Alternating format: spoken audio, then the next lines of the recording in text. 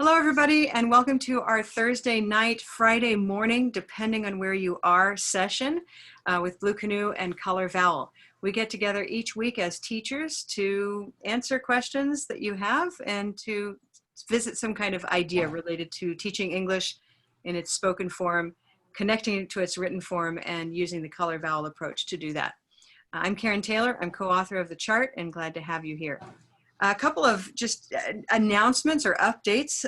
Some of you or many of you have heard about Blue Canoe, that it's now available in app stores for individual use. This is very exciting news.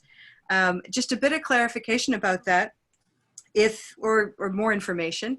If you already have had Blue Canoe in the past months with us, then you have what we now would consider the full version.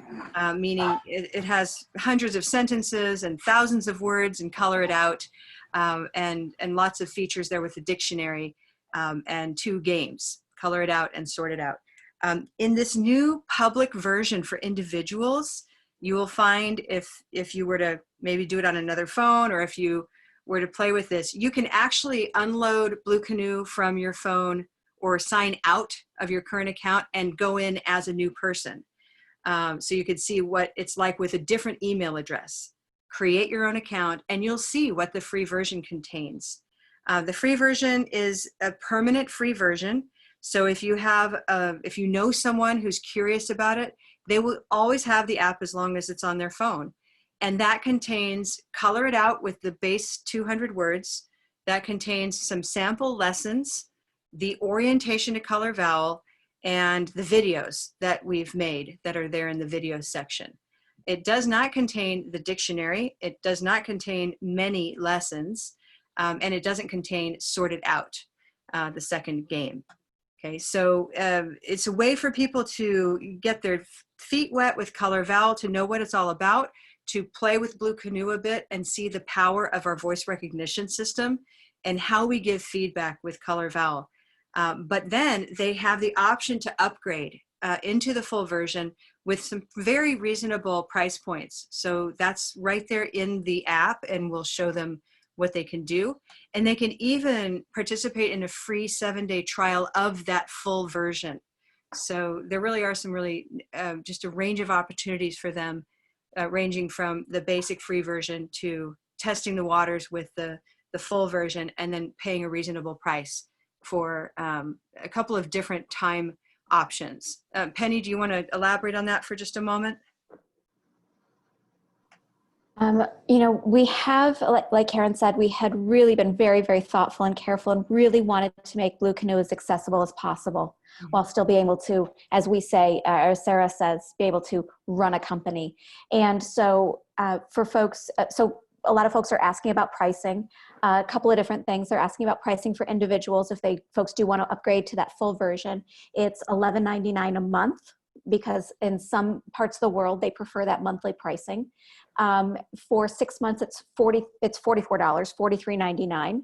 And then we have right now very deeply discounted pricing for 12 months at $50, $49.99. That for us, that is what we refer to as, we think of that as really trying to make it accessible, especially during our current crisis while everyone is moving to 100% online teaching. I don't know when or if that pricing will change, but right now it is, for right now it is $50 for 12 months, which is, fantastic for those individual folks. For our teachers, you can also get a more global site license, or for certain classrooms or what have you. And then with that, you get additional resources, and you get that dashboard. A lot of you have seen the dashboard where a lot of you use it, the dashboard where you can see usage. So there's, we can also do it as a group license. So there's the 2 different versions. It depends on your setup. A lot of our teachers are thinking about doing it as a requirement, the way they require a book, something like that. So there's a lot of different arrangements. But. Yeah. And so it still stands that if you're, if you work for a school, that going for the institutional version is a good idea. If it's a nonprofit, there are some grants you can apply for to get that for low or no cost to your organization. If you're so there are all these different options, but that free version is there for, let's call it the brother or sister of your student. Think of it kind of that way, because your students should be able to get it possibly through you and your school. So it's not you who are going to get the free version, and it's not necessarily your student. It's their family members or people out in the public who don't know a teacher yet. But we want you to know that it's out there, and that it's a way that, for example, I know Robert here in the room goes to Peru, and he can ask or tell everybody, go ahead and download it right now. And then they'll have some basic tools right there in front of him while he's training people. Okay. I can see in the app that there are two applications, Blue Canoe Learning and Blue Canoe Mass mobile apps. Yeah, that's a different organization, I believe. So it's Blue Canoe Learning. Blue Canoe Learning. Okay. With our logo. Thank you. Okay. All great. Right, thank you. Well, that was just a bit of, it's great to know and to be updated about Blue Canoe because we're always aiming to be responsive to what's going on. And at the same time, always evolving. I mean, there's a lot going on the backside with our engineers creating new ways to provide feedback, basically. So we'll often provide updates like that here in our evening sessions.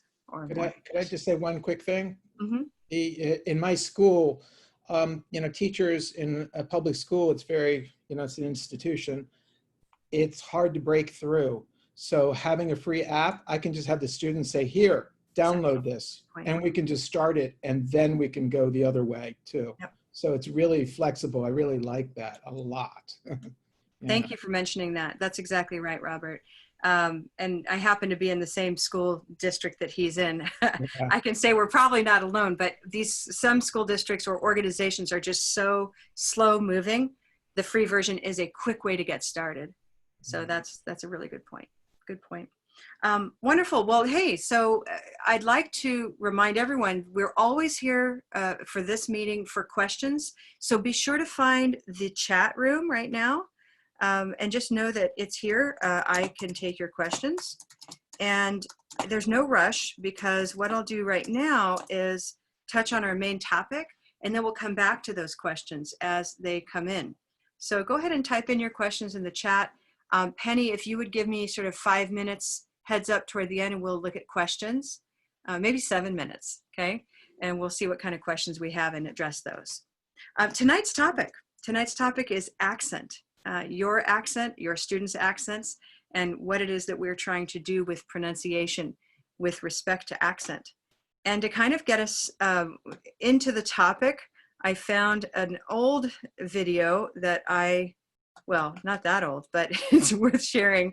And so I thought I'd find that for you. Let me just pull it up here. Oh, how many tabs can we have open at once, right? Well, let's find it this way. We'll just do it the way I know.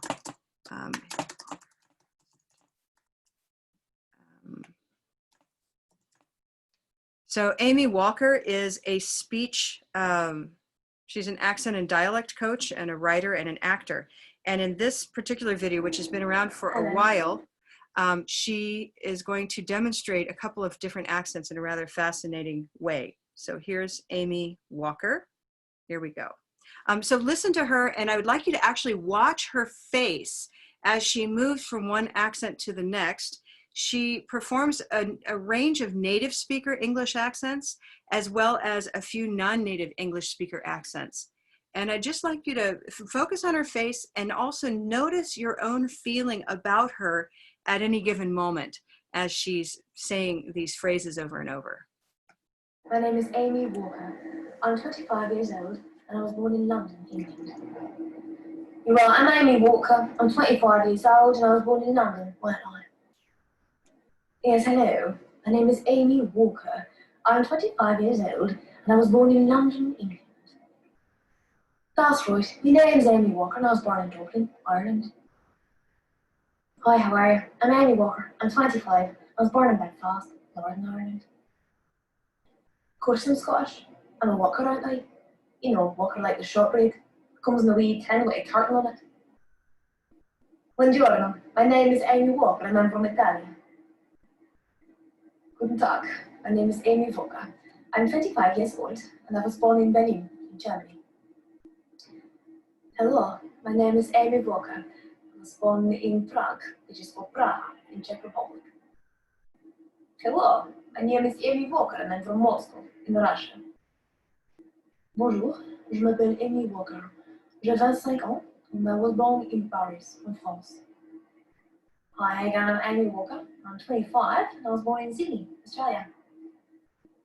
Yes, hello, I'm Amy Walker. I'm 27, 25, and I was born in Wellington, New Zealand. G'day mate, how you going? I'm Amy Walker and I'm true blue Aussie, mate. That's right. I'll always call Australia home. Well, hi there, how are you doing? I'm Amy Walker. I'm 25 years old and I was born in Texas. Hello, I'm Amy Walker. I'm 25 and I was born in California, LA. Hello, I'm Amy Walker.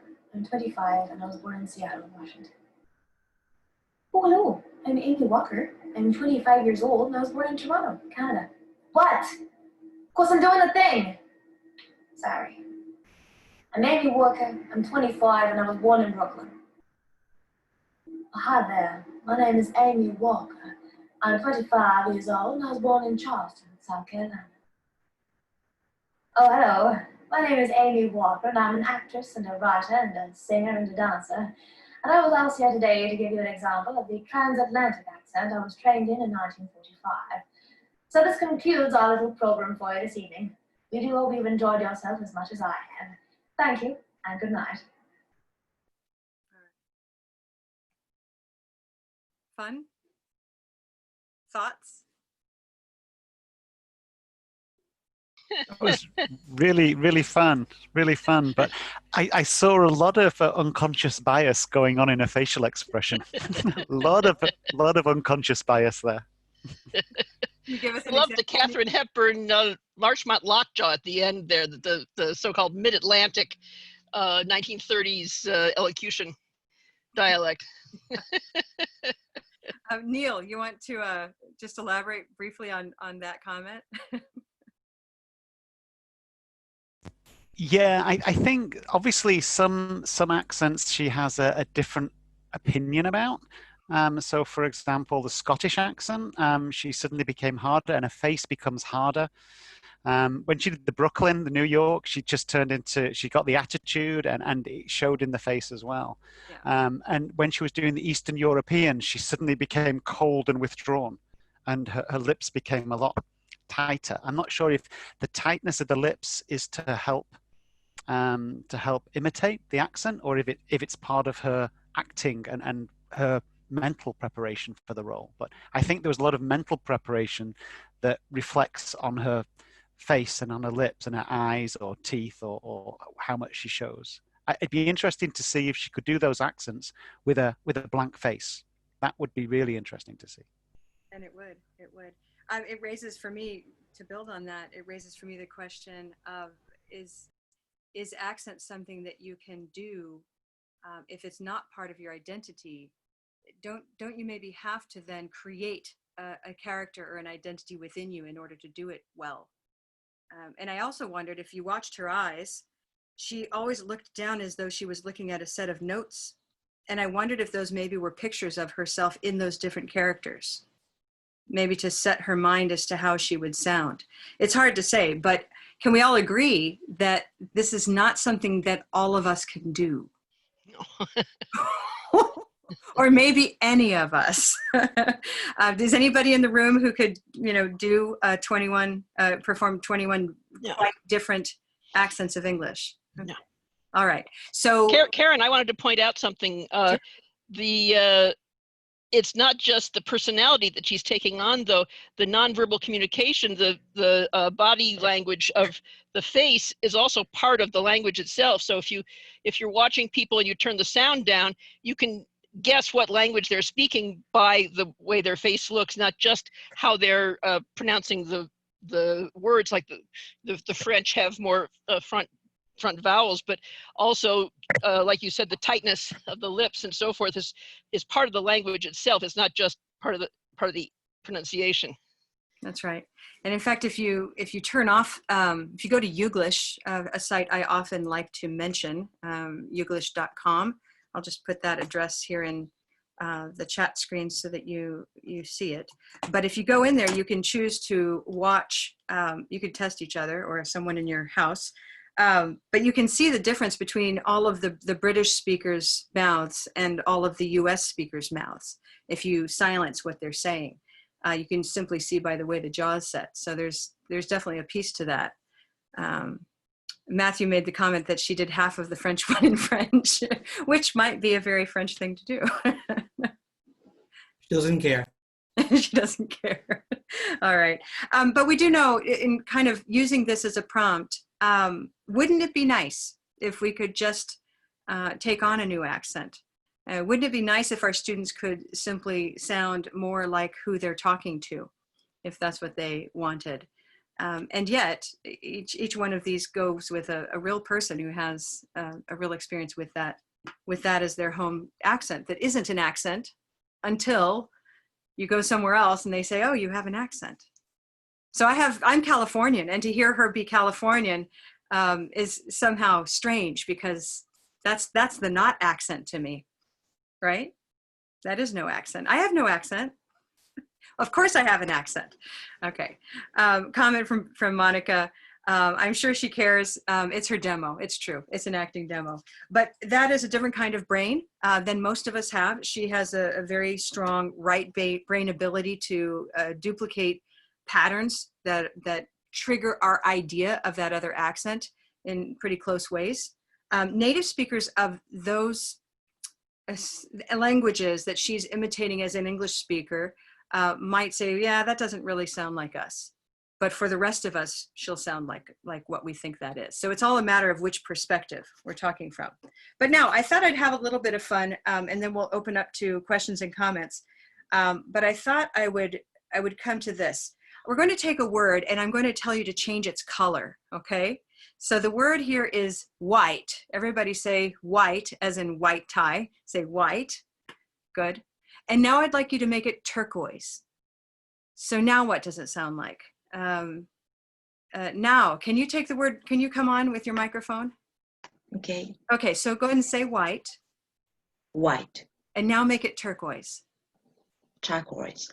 Oh, so use a turquoise vowel for the word white. White. White. Okay, okay. Okay, I got your meaning. Okay. White. Good, white. Very good, very white. Okay, good. I need a second volunteer, please. And I'm just going to kind of go, raise your hand by opening up your microphone. A second volunteer, please. Hello. Good. White. Okay, good. Yours is the word sheep. Oh, So okay. say With sheep. turquoise? No, sheep. Just say sheep. Okay, sheep. Good. And now make it gray. Gray. Shape. Shape. So shape. Shape. Very good. Shape. Okay. Alejandra, I saw you come up. So this is your test here. The word is lives. Say lives. Lives, And now I want you to make that green, please. lives, leaves. Leaves. Okay, good. Leaves. And then I have a fourth word and one more volunteer. Okay, Liz, sure. She's like, I want to do this crazy thing. The word is pasture. Say pasture. Pasture. Good. And make it red. Pasture. Pasture. Okay, good. So my sentence for you, everybody, is a white sheep lives in the pasture. You can all try that with your with your microphone off, but a white sheep lives in the pasture. But I want you to speak with those accents I just gave you. Can you remember those? Come on. So white is now a turquoise word. White. White White shape leaves in the Shape. pasture. leaves in the pasture. A A white, shape leaves in the shape. pasture. yeah, a white shape leaves in the pasture. And I want you to hold on to that and keep talking like that. Can you do that with all of your words? From now on, a white shape leaves in the Leaves in the pasture. pasture. And how do you feel if you were to walk around and if that sentence is now permanently going to be like that? Does that feel okay for everybody? Well, do I have to change any other words? Yeah, all of the others like that. You're going to have to change all of them. Can you It's hard to remember all of this. It's sort of a silly exercise, but my point is this. Why should we have to change our accent? And why should anybody really? So long as we're understood. And so how do you talk to your learners about accent, and what is it that they demand from you? This is really the question I have tonight. We can get anybody to do this trick where we change colors, which is what I did here, my notes. And they could probably do it with a lot of work, but is it really necessary? And what is necessary? So I'm opening up the floor. I'd like to know a little bit about what do students want from you in terms of accent training? What are their demands, and how do you respond to them about accent versus comprehensibility training?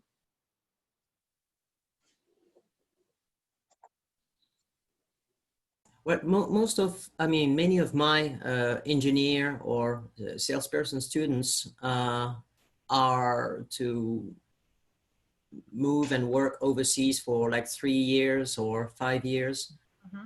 Some of them are going to Turkey, some of them go to Israel.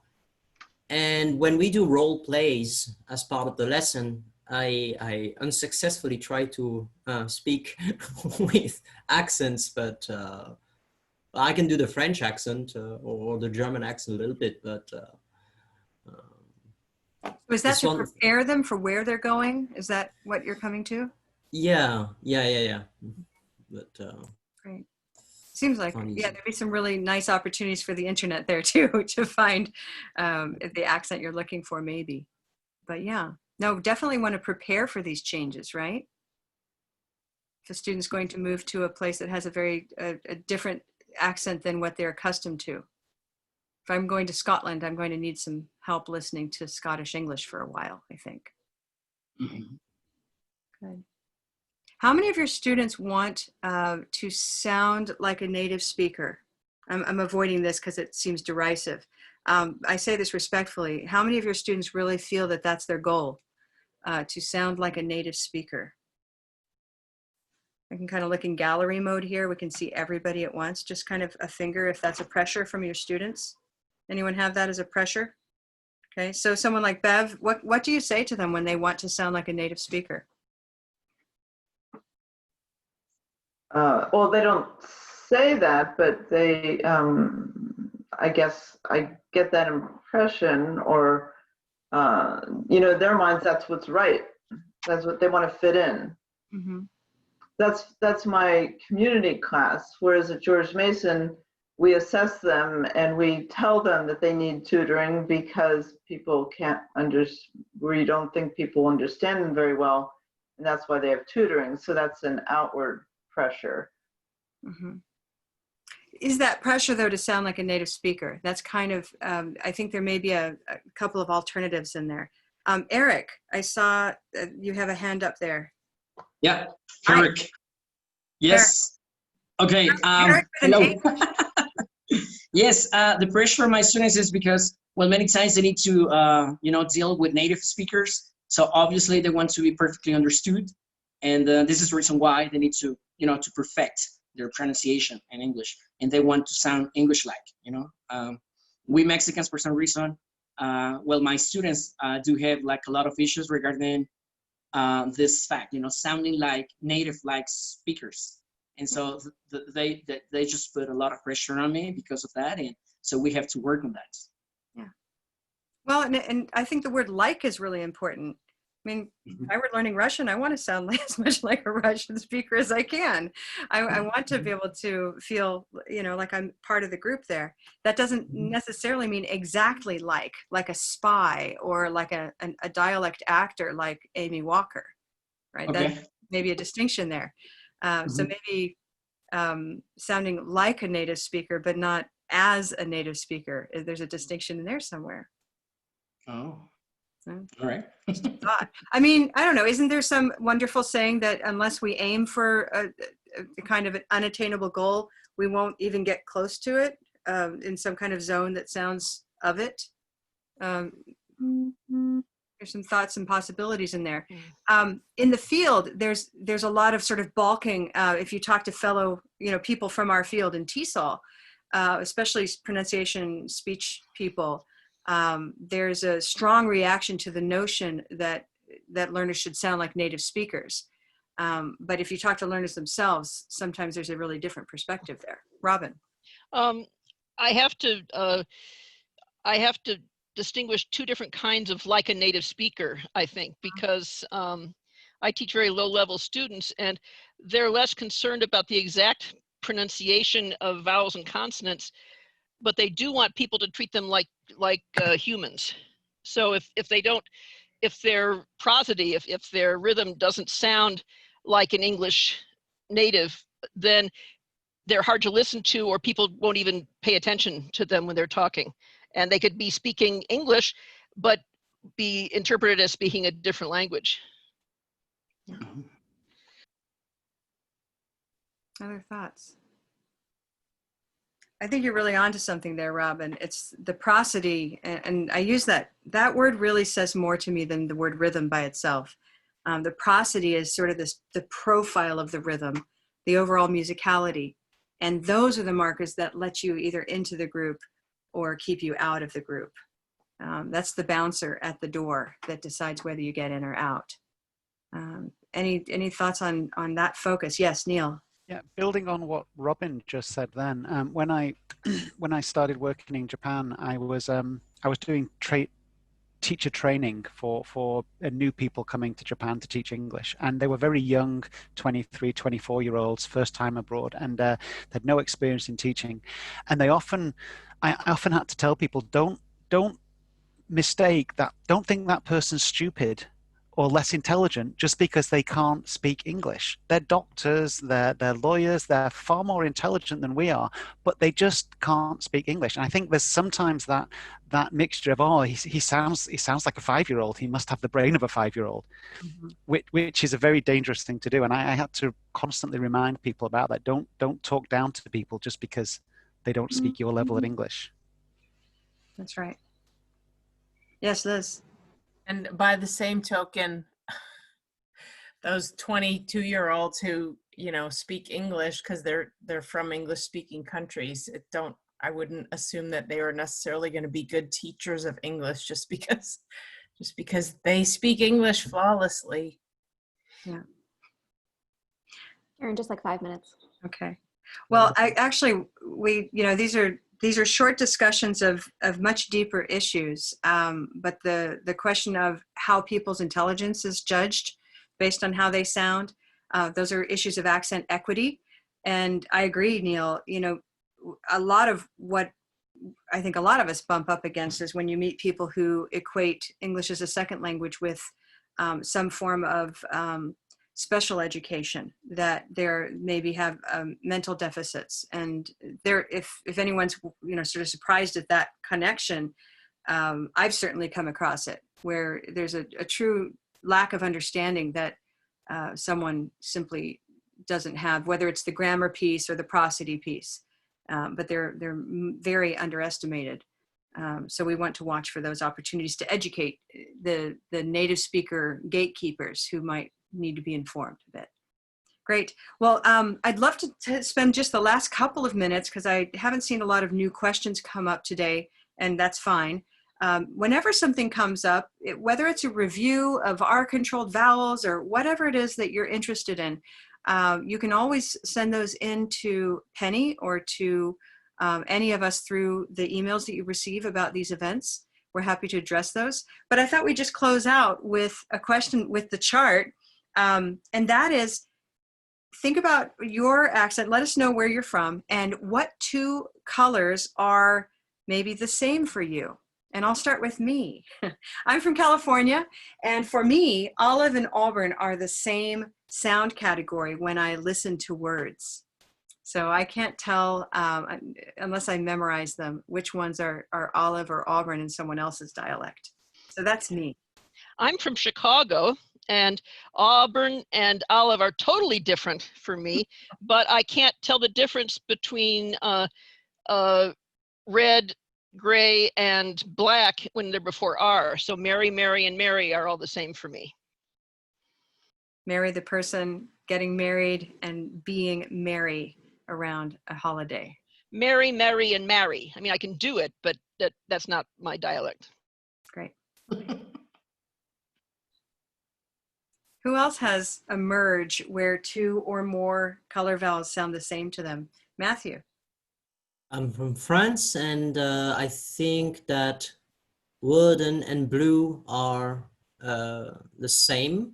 I mean, for us, you won't have u or you won't have but you would have oo, a book, or the moon. So one category right here. Yeah, but it's like halfway, you know, halfway between the two. There's no perfect u or It's going to be oo. Mm-hmm. Thank you. I'm from Virginia, and I have sometimes before an N or nasal, I can't even do it, pen and pen.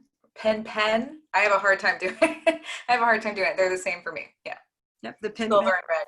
Good. And that's known as the pin-pen merger, right? So between when it's before a nasal, these two sound like the same vowel category. Good. I want to hear Neil.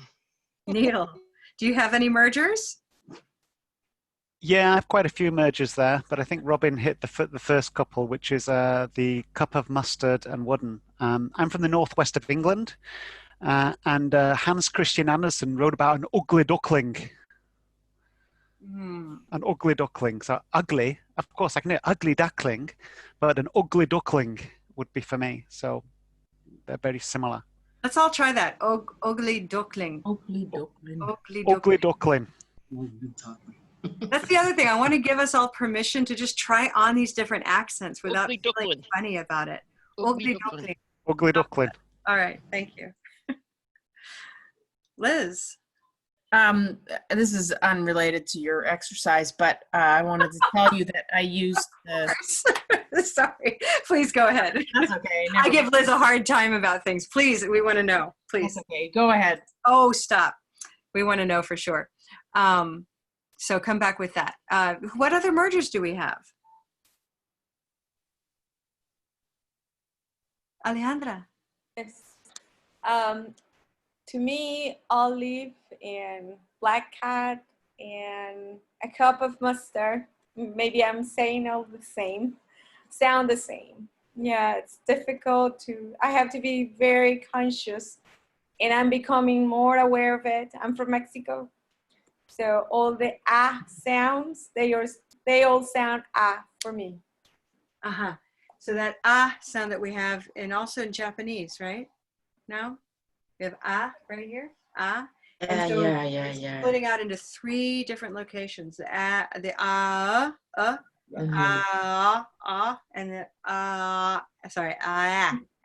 Yeah. So for us, and mustard and olive and black, almost the same. Not black, and I think mustard, black. Yeah. Mustard, black, olive. Yes. Yeah. We call it the Bermuda Triangle of vowel sounds. It's sort of 3 that seem like one. Wonderful. I'd like to say just I don't know where I'm thinking about it, but I mean I say orange door, so it's just totally messed up. I don't know what it is. I don't know what orange door. I'm happy. Orange door. Actually, that's a great example where one category for me is 2 for you. Yeah. Okay. But that orange can become olive for you. Is that right? Orange. Yeah. Orange. Okay. Yeah. Good. And for those of you where orange and door don't match, you can always just piggyback on door for the word that follows. And door sounds like rose boat to me. I don't know. Door. Uh-huh. So for you, it might be more handy to think of rose. Okay. Yeah. But students and the non-native speakers in the room can let us know. Our students and learners in general find orange door very, very convenient. Yeah. They have a very handy way to categorize all of those or words. Yeah. It's an interesting paradox for me teaching. Yeah. So you can decide, just as I teach now with my fake Auburn sound that I learned from Robin. She taught me how to say Auburn as a non-native speaker of it. You just have to imagine a cute puppy and say, "Aw." That allows you to do it. Or I just take an olive position and I round my lips. So it's ah, aw, aw. And that's how I fake it. But Neil, those probably aren't the same for you, Auburn and dog. Yeah, that's right. They're not the same. Yeah. Yeah. So you need a bonus Auburn vowel. dog. Auburn dog. Great. If So I go finish Auburn dog, I'm okay. But. Yeah, Auburn dog, and also Auburn fawn. So that's on that Commonwealth British color vowel chart that we use in training when you take color vowel basics. We do touch on that, and yet we find in general we're able to make use of the single chart with a couple of requests for the Commonwealth. But in that Commonwealth chart, we actually move over and make room for Auburn fawn. Auburn fawn. Sorry, I didn't do that right the first time. This moves over and is a bit of olive bottle. And then in this category is tomato cart.